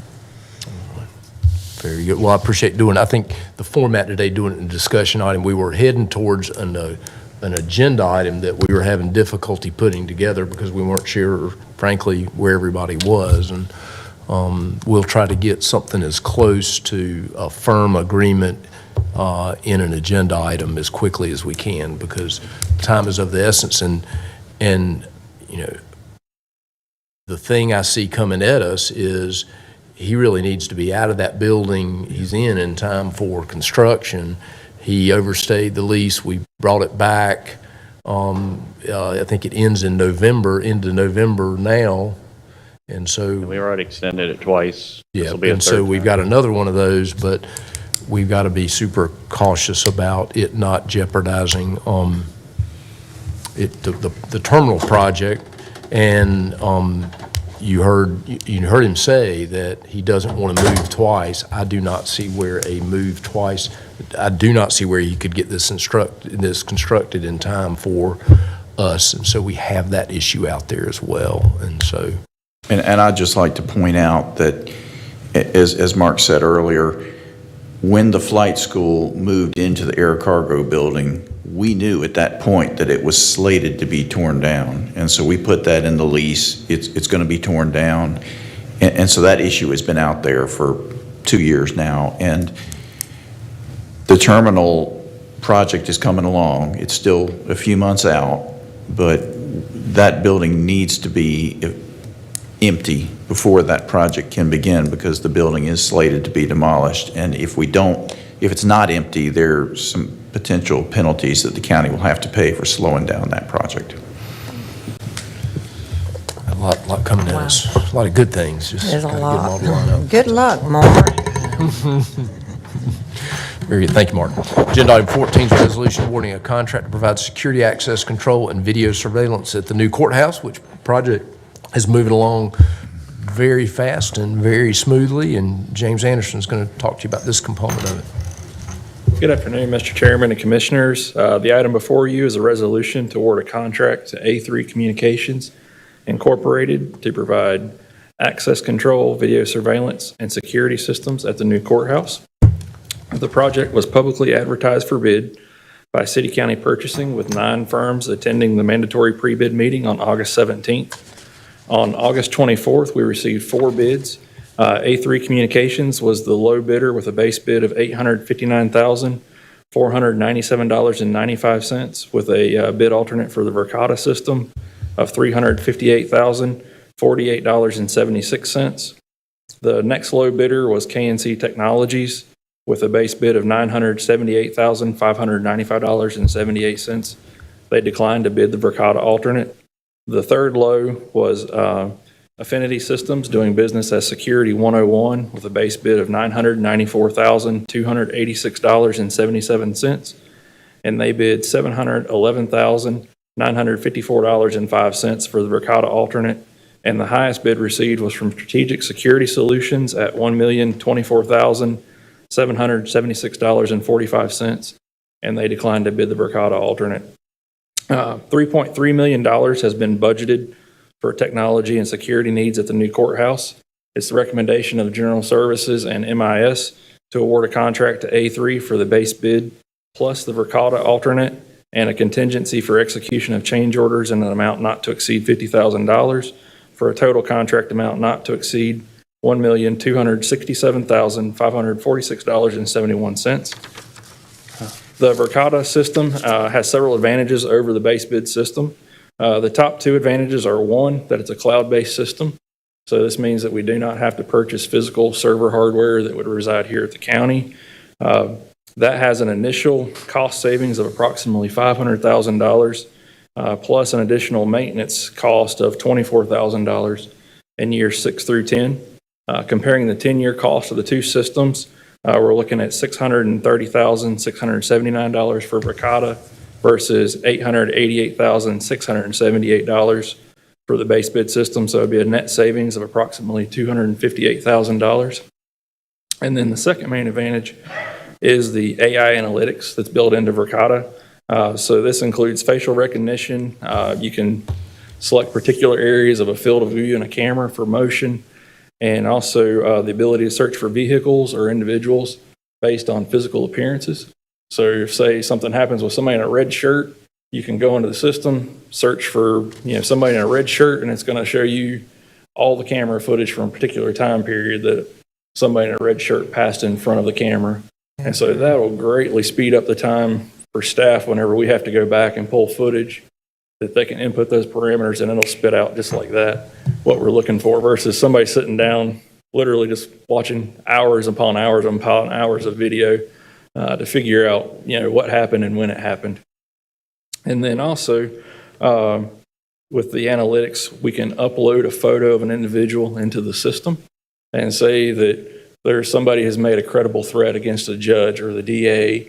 We can put their photo into the system, and as soon as they're picked up by any camera in the building, it's going to send an alert out to all of security staff that, hey, this person you might watch out for is here. And so it's a really, really robust system, and will enhance what our security. How much did you say that cost altogether? Altogether for 10 years is $630,000. That's cheap for 10 years. For the base system. The base system is going to be $888,000 for 10 years. This is for exterior and interior, right? Yes, sir. And it's compatible with the real-time stuff in the sheriff's office. Yeah, so the sheriff's office, they've actually already submitted to MIS that the Fusus system that they use, they can pull this camera system into that. And then additionally, say we're having an incident at the building and we want to share footage with, say, Winston-Salem Police Department, we can push out an email or a text message to them that'll give them access to all the camera feeds in the building. How did the number of cameras in this compare with how many we currently have in the current facility? Do you know? I'm not sure how many we have in the current one. We're having around 170 cameras planned for the new building. Yeah, I have a hard time imagining that number, but a lot of cameras. Yeah, Commissioner Martin, because I think about that with my understanding of the old school CATV cost and per camera and everything, but cameras are cheap now. Yeah, I know it's a different sort of. Yeah, I understand that. Yeah, it used to be the camera technology is what drove your cost. Now it's not. It's really the back end technology is driving. And the bulk of the cameras are in the detention areas, so all the holding cells have to have a camera in it for monitoring. So we're really heavy on the lower level, and then on the court floors, not so much in the staffing areas. Yeah, I guess also through the tunnel too. Yes. Tunnel. It's a whole different setup. Is it being monitored by the jail? I guess parts of it will be monitored by jail staff, parts will be monitored by security staff. Kind of all. It's the ability to monitor it almost anywhere is different. Right? That's correct. So the intention, from what I understand, is that the sheriff's office will have the capability to view all cameras in the facility, and then our third-party security we'll only be able to view the cameras that's not in the detention areas. Gotcha. All right. Question for James. That the overall budget sounds like we're way under budget. There are potentially other technology items that will be coming to you out of this budget, but this is a big one. Yeah. I was a little surprised there's a $50,000 contingency, because this is like, this is not like discovering things you don't know. You're working in a brand-new building, you know the cost per unit of the cameras, you know how many feet you're gonna, whatever. I assume it's all wireless probably, but the point is, that just struck me as a little odd. I mean, that's a pretty big number. So I put that in there because I anticipate that as we get closer to moving into the building and the end users start looking closer at it, and as the sheriff reviews it more, that there's potential for additions for cameras to come in. My hope is that after we're done, that I have the majority of that $50,000 left untouched. But I did not want to be in a scenario where I didn't have funds to work with there if we need to add something. The building's really looking great. If you want to try to go over and see it, we can get a tour in. There's still, I mean, obviously a lot of middle construction, but you're really going to start seeing the feel for it. So just let us know, and we can do that. Thanks, James. Y'all doing a great job. Thank you. All right. We've got 2 items related to vehicle purchases. Item 1516, I think Stephen Brenniger, fleet manager, is going to talk to these. Got a resolution awarding a contract for the purchase of 2 Dodge Police Pursuit vehicles for the Sheriff's Department, and you've got 2 for emergency medical services. Good afternoon, Mr. Chairman and Board. Forsyth County Sheriff's Office is requesting to purchase 2 2023 Dodge Durangos police pursuit rated vehicles. One Durango is trying to be a black exterior color. The other one is a silver color, requested by the Sheriff's Office. The proposed 223 Durangos will be placed into service as K-9 vehicles, which will be replacing high mileage vehicles that need to be replaced. The proposed Durangos will be placed in service as K-9 vehicles. The Durangos will be ordered from Horace J. Elderton Dodge. DBA is Elderton Dodge Chrysler Jeep Ram, Placing the order with Elderton will require accepting the terms of the North Carolina State Sheriff's Association Contract 22-08-0913R. The total cost for the 2 Durangos are $84,186.68. The county's General Services Director and the Forsyth County Sheriff's Office is recommending the purchase of these 2 Durangos from Horace Elderton Dodge. Anything else you need to know from me? Sorry, a little nervous.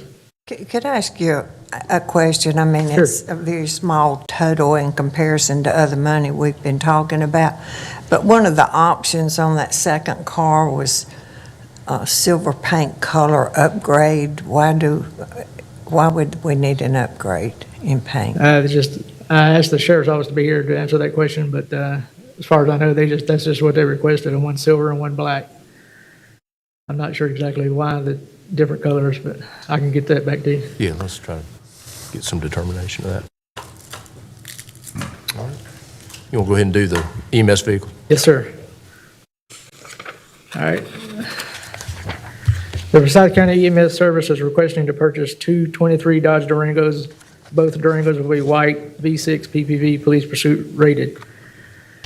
These Durangos will replace 2 high-mileage frontline emergency response vehicles, and the Elderton Dodge has agreed to sell the Forsyth County fleet these 2 Dodge Durangos off the North Carolina Sheriff's Association contract for the 22-23 year pricing. The County General Services Fleet Manager and the Forsyth County Emergency Medical Service Division recommends the purchasing of these 2 Durangos in accordance with the terms of North Carolina State contract. Sheriff's Association contract.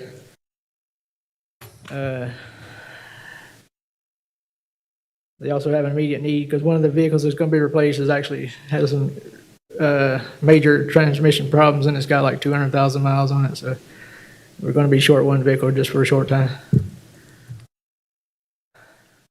All right. Any questions? All right. Thanks, Steve. Appreciate it. Thank you. Sorry for the stutter. Answer that question. All right. You have 2 more Two more items related to contracts. Item 17 is a resolution authorizing the execution of a contract between Forsyth County and Vanguard Professional Staffing for temporary staff for food nutrition services. Turn it over to Krista Smith. And Mia Stockton was somewhere on my list, but I'll turn it over to you.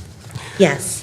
Good afternoon, County Commissioners and Mr. Watts. I do also have Ms. Stockton here with me. She's the Division Director for Economic Services.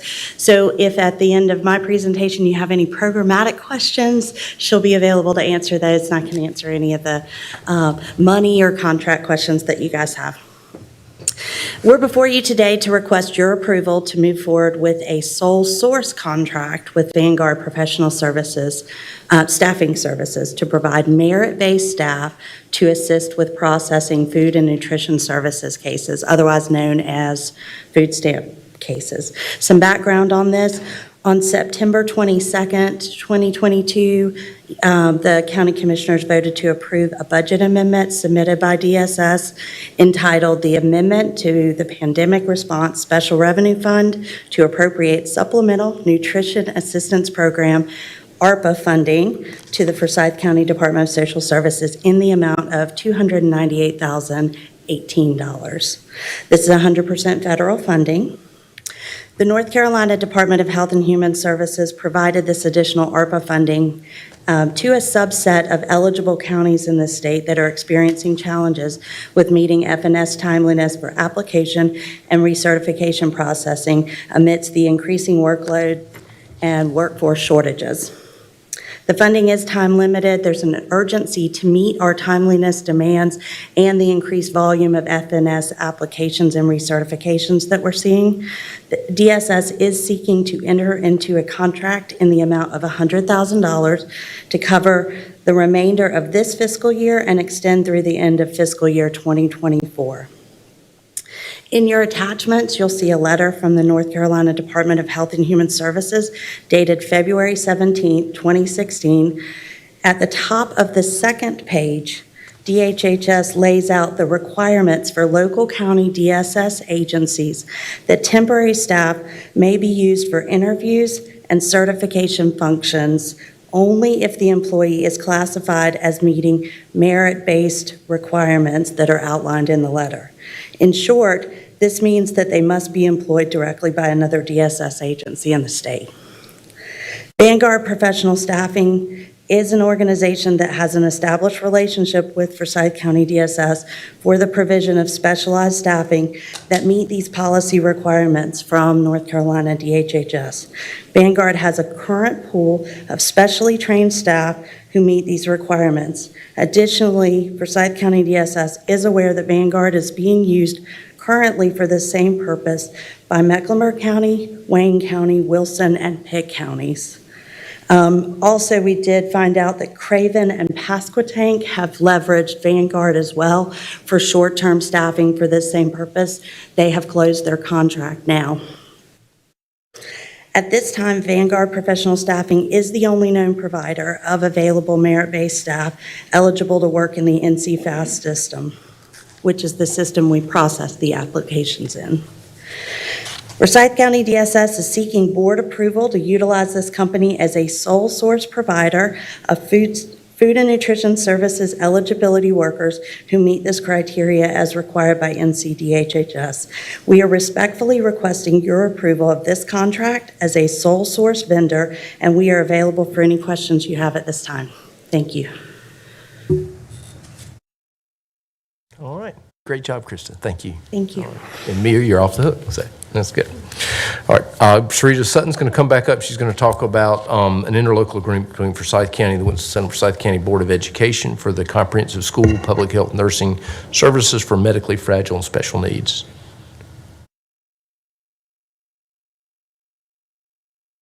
Nope. That's Sharita Kane in the back. Pardon me? Sharita Kane is in the back from DSS. Sharita Sutton is from Public Health. Did I say Sharita Sutton or Sharita Kane? You said Sharita Sutton. I'm sorry, Sharita but Sutton. I don't see her. I don't see her. Okay. Well, I can pretty much brief this one because you have to do it every year, and it is an interlocal agreement, and it's that specialized agreement for the children's school, it's called the Children's Home, Special Children's School. So if there are questions, we can get squared away next week. Got 2 property matters. I'll get Kirby Robinson to come up and talk about those. Item 19 is a resolution authorizing execution of agreement to purchase real property located at 8570 Blues Lake Road. And Kirby, go ahead and do the utility easement for Duke Energy across 100 Horizons Lake. Yes, sir. Good afternoon, Mr. Chairman and Board. I apologize, I don't know how to make that a slideshow, but I know that the meeting's been long, and I'm not going to try to figure it out right now, so I'll just talk right off of this if that's okay. 2 property matters for your consideration. The Calvary's coming right behind you there. Oh, hey, Tim. Thanks, man. So Timothy Hairston owns property at 8570 Blues Creek Road. You see that property highlighted in blue on the map. It is 1.34 acres in size and located adjacent to the future Blues Lake Park. It also has driveway access off of Blues Creek Road. You see that as the little green line there. So if the board, he has offered that property to the board for a negotiated price of $85,000. That would be subject to a 30-day due diligence period. Acquiring the property does a couple of things. It resolves a driveway encroachment issue we have out there. And staff thinks that, acquiring it really improves the continuity and shape of the future park. So if the board did want to acquire that property under those terms, we would make a $5,000 deposit, which would be refundable during due diligence should the board cancel the contract. During due diligence, we'll get out there and investigate it, make sure there's nothing, amiss out there. And then additional closing costs, when we go to closing, we don't expect to exceed another $5,000. Happy to answer any questions the board has. Sounds like you got a deal. Good. Yes, sir. All right. The second item is a utility easement. So Duke Energy has requested a utility easement at 100 Horizons Lanes. Of course, that's Horizons Park, talking specifically about the northern side of the park around the Horizons Residential Care Center. So they've requested that easement across that confined portion of the property. That easement is needed to upgrade and repair and install underground electrical facilities. And you see their plan on the right side of your screen. Basically, the sort of teal line, I think, are existing lines that they would be abandoning. They're going to upgrade the service with new lines and transformers around the care center. So again, it's confined to that portion of the county property. We do have the typical protection built into the document that should they need to change or alter that easement, they have to come back to the board and request that in writing. Both the Parks Department and Horizons Residential Care have reviewed the easement. They are comfortable with the proposed terms. And I'll just quickly note that as most utility easements are, it's for nominal consideration since it does benefit the surrounding county property as well as the local community. Happy to answer any questions the board has. Sounds like we'd be foolish to turn that down. That's how Duke feels. Yes, sir. Thank you. Thank you, Kirby. Yes, All sir. right. That pretty much wraps it up. We've got appointments, 4 appointments to the Forsyth County Health and Human Services Board. And you can see those terms listed. You got some refunds that John had submitted to us. And then you've got a number of reports there. But other than that, that is it. So. I have one more thing, please. I just want to talk to you all one more time about Operation Green Light for Veterans.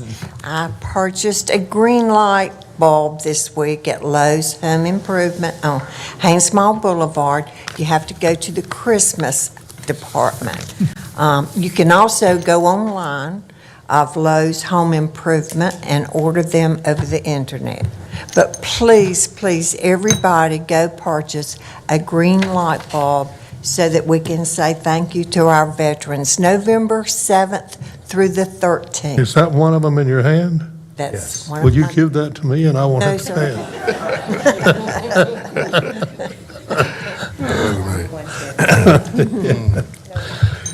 Mr. Vice Chair, could I have a point of privilege, please? Yes, sir. Just to appeal to our citizens in Forsyth County, today is the first day of early voting. Let's improve our mark the last time. We had 17.3% of all the people to vote. Let's do better this time going forward. Cast your vote. It's your sacred trust and right. Thank you very much. Agreed.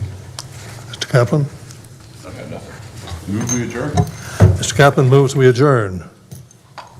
Second by Commissioner Richard Linville. All in favor, say aye. Aye. We're adjourned. I thought you just automatically